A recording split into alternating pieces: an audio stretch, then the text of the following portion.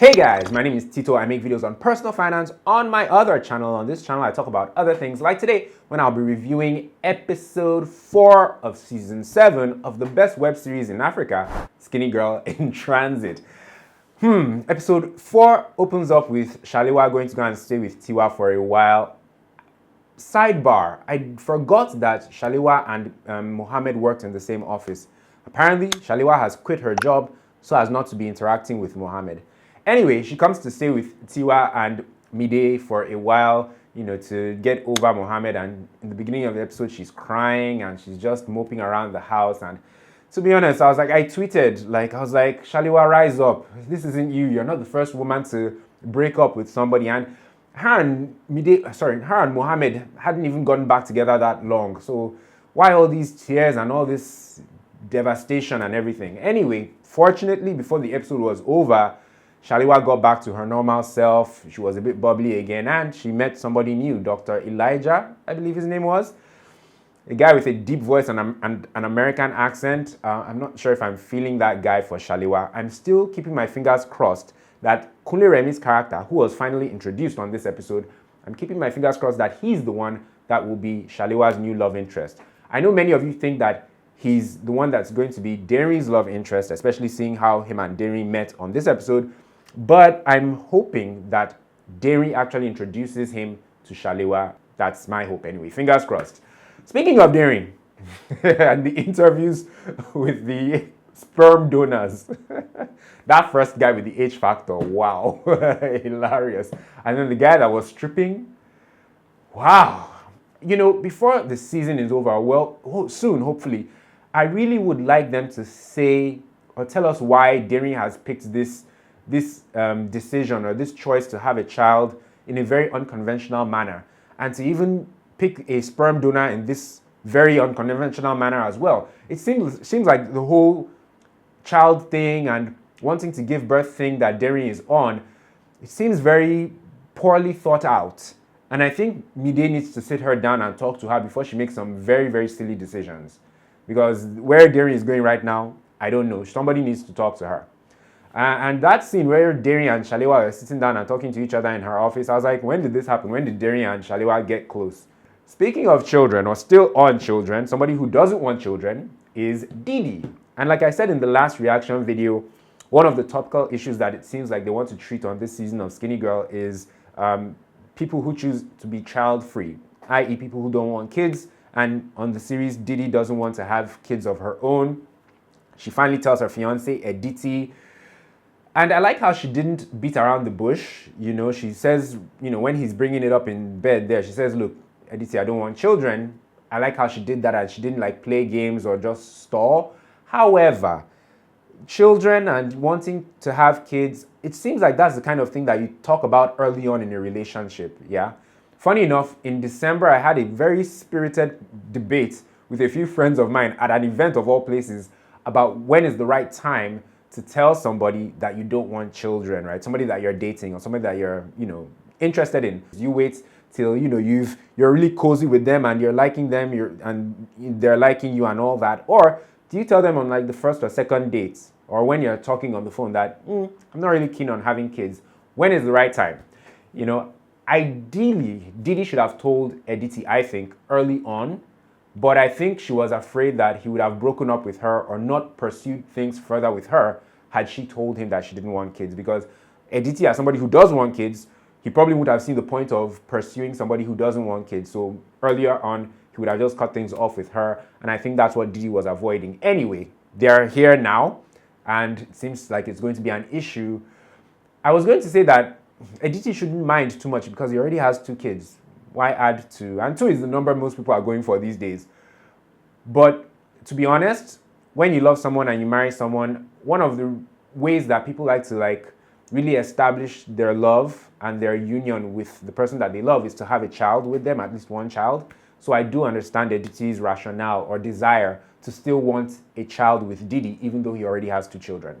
Let's talk about Mummy Tiwa and her sister, Auntie Dupe, and Lawyer Charles.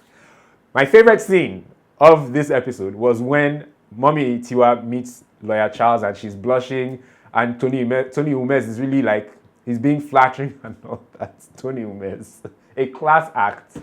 So yeah, I love the part where Mummy Tiwa says, "My sister Aduke, she's very jealous. So calm down with the flirts, with the compliments." And the way she kept on telling Auntie Dupe that, "Don't worry, when we come back, she'll pound yam, she'll pound." Like, what's up with all this pounded yam? The man didn't say he wants pounded yam. Why are you insisting that she pounds yam? When Mummy Tiwa said, "Toba bieda, ma pound yam," meaning if they burn you well, don't pound that yam when we get back. I was laughing more than I'm laughing right now. I love that scene, favorite scene of the episode. But anyway, they go out for their meeting. Wosi finally has her party. Surprise, surprise. People troop in. Kudos to Wosi for pulling a crowd. I didn't think she could do it. But she threw a party, and the party looks like it would have rocked if it wasn't cut short by Mummy Tiwa coming back home. Anyway, Mummy Tiwa comes back and finds a bunch of unruly children in her living room, and they've even broken a vase that or some frame or thing, something like that that Daddy Tiwa bought for Mummy Tiwa before Tiwa was born from Philadelphia. And long story short, Mummy Tiwa hits the roof, but she doesn't hit the roof as much as I thought she would. I think Mummy Tiwa has really calmed down. Maybe being a grandmother has, chilled her out or mellowed her out, because Mummy Tiwa of season 1, 2, or 3, if she was the one that saw Wosi throwing a party in her house, she would have skinned Wosi alive. Wosi wouldn't have lived to tell the tale. But alas, she was more chill about it than she should have been. And I wonder what she's going to do to Wosilat for this indiscretion. I wonder if she's actually going to take Wosi out of university, or out of school rather. To be honest, it doesn't seem like Wosi is really keen on school, because she's just keen on so many other things. I wonder what her grades are like. She doesn't even talk about much concerning her academics, so maybe it's best to withdraw her from school unless maybe she improves. Speaking of Tiwa and Mide at the office or the meeting, Tiwa legit came for that meeting, and she came with the baby. Talk about marking your territory. And you could see Grace Aninih just looking last. She knew what was up. She knew what they were doing. And she was just looking at them like, two of you think you're smarter, but you think you can stop me from trying to get to this man. I will show two of you. I don't know what she has up her sleeve, because you would think that she would see that, oh, this is a married man, he's happily married, let me not trespass. But web series and Skinny Girl being what Skinny Girl is, I wouldn't be surprised if Grace Aninih, played by Tana Adelano, tries to, throw herself at Mide even more going forward on this season of Skinny Girl. I wish she doesn't. I mean, just leave the married man alone. What else do you want to see that this man is happily married and he's not interested?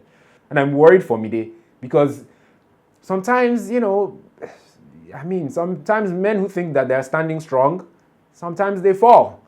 And I'm worried that Mide may fall. Yeah. What was your favorite part of the episode?